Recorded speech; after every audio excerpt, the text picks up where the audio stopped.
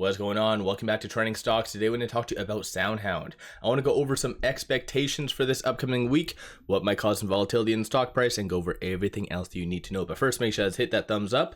And with that, let's get right to it. So a lot of people are wondering what the hell is going to come from SoundHound this week. Are they going to really push higher? Because it did go up 23.7% on Friday alone. So it has some pretty big shoes to fill. So I want to kind of fill in and give you my viewpoint on that. But first, starting off with data points on Monday, not really all that much. Tuesday, you have retail sales. And then you have on Wednesday, December the 18th. This is what everyone and their dog is kind of going to be really looking at, and that is a Fed decision rate.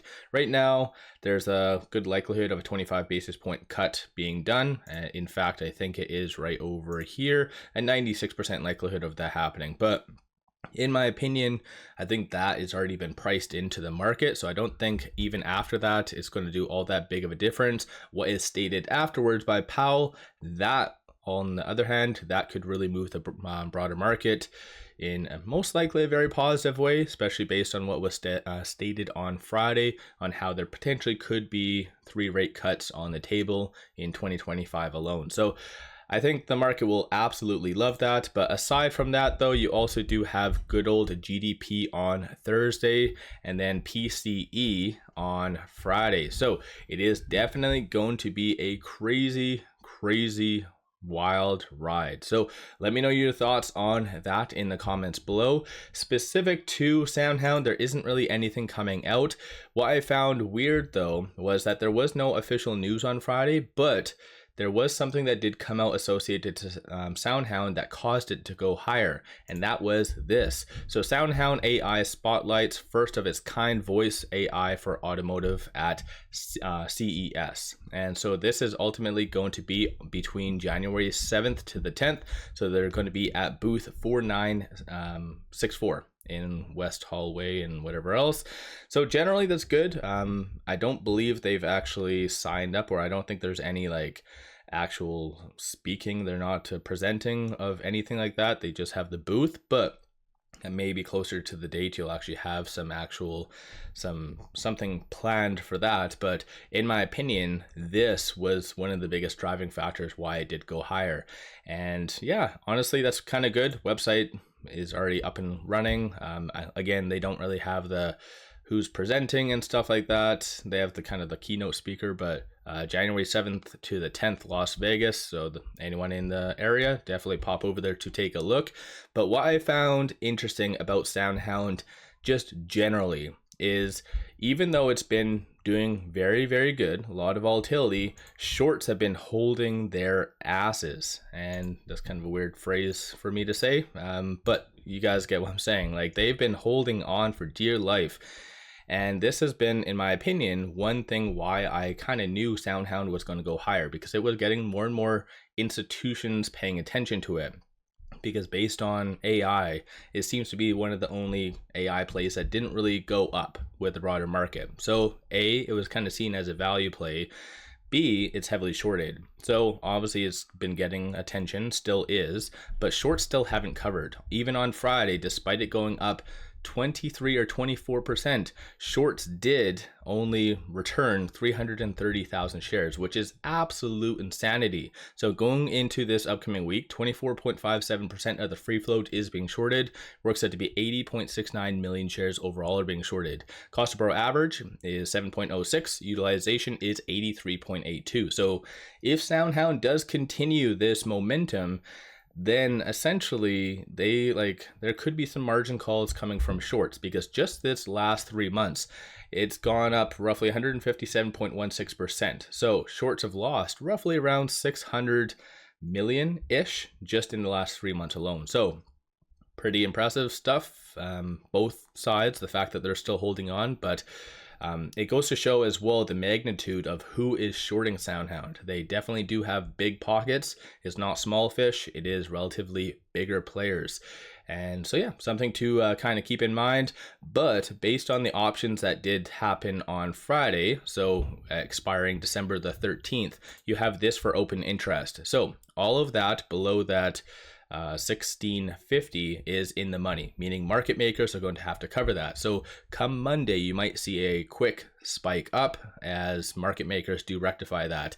There was some abnormal transactions done after hours on Friday, as you can kind of see, based on the bid, the asking and selling price, a lot of buying, but not enough to really cover this amount in options. So once again, you might see a little bit more of a bump up on Monday, but I'm not here to say that SoundHound is just going to go straight to the moon, because that's not realistic. Any stock that goes up like even 15%, there's usually a fair share of profit taking. So just be aware of that. Monday, and to be fully honest, going forward, there's going to be a hell of a lot of volatility because SoundHound has gone up very fast. So that does mean that very wide gaps in the fib levels. So with it at 1691, it closed exactly pretty much on this R2. So $16.93 is going to be that key pivot that you'll want to watch for SoundHound to get above early on Monday or in the week. And then aside from that, 1944 is going to be that next strong resistance / target, which, you know what, with interest rates, Powell coming out, GDP, and let's say that does go according to plan and everything's good, then yes, I definitely do see $19 very, very realistic. And conveniently, that's actually what I do have as my next price target. So for those of you that have been kind of joined my Patreon, where I'm giving buy signals on stocks, options, and crypto, I stated that SoundHound was a buy around that $5 range, reiterated that, and I gave a new updated price target. So I do feel realistically like $19 to $20 is where it should be at. That's, again, considering just the FOMO, just institutions really getting in and everything else. So once again, this upcoming week, you could see that very much come to fruition. But flip side, like I said, I'm not here to say that there won't be some profit taking. So just watch for $15.39 and then $12.89 to be the following support levels. We do know, based on last week, that pivot point of $12.89 very strong, and this right here, R1, wasn't all that tested all that much. So we do at least know going forward that this pivot is going to be kind of diamond support. But on the actual chart itself, aside from the last couple of days, trading days, there's really not all that much to say negatively about the technicals. A little bit more somewhat overbought-ish, so it is at 65. So if it does continue its kind of move higher, then yes, you could see it overbought, and potentially with negative data, macro data, such as GDP and whatever else, that could cause, like I said, some volatility. But honestly, SoundHound, I think, is starting to get so much attention from big money, and shorts still not covering.